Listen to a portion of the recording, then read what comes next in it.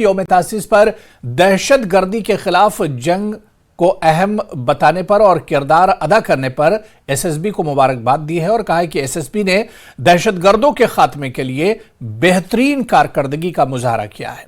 उन्होंने vibrant village scheme को सरहदी देहातों के लिए वज़ीर आज़म का तोहफा करार दिया।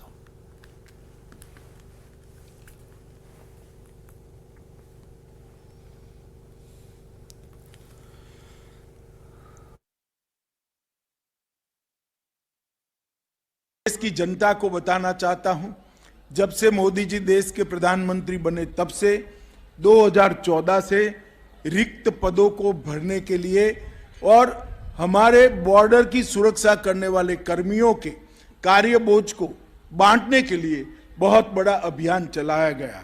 1,75,000 रिक्तियों की भर्ती 2014 से अब तक 9 साल में पूरी कर ली गई है और किसी भी 9 साल में कश्मीर में भी आतंकवाद के खिलाफ लड़ने के लिए CRPF, BSF, Jammu Kashmir police और सेना के साथ एसएसबी के जवानों ने कंधे से कंधा मिलाकर संघर्ष भी किया है, बलिदान भी दिए हैं और अपनी वीरता से ऐतिहासिक गाथाओं की रचना भी की है।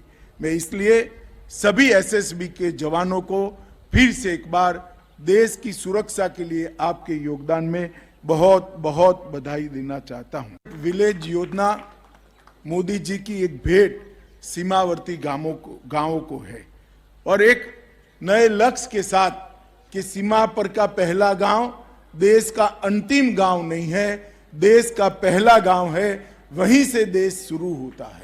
एक नए कंसेप्ट के साथ, नई कार्य संस्कृति के साथ मोदी सरकार आगे बढ़ रही है। उस वक्त एसएसबी भी गांवों के संपूर्ण विकास के लिए 100% सैचुरेशन की दिशा में बहुत अच्छा काम कर रही है।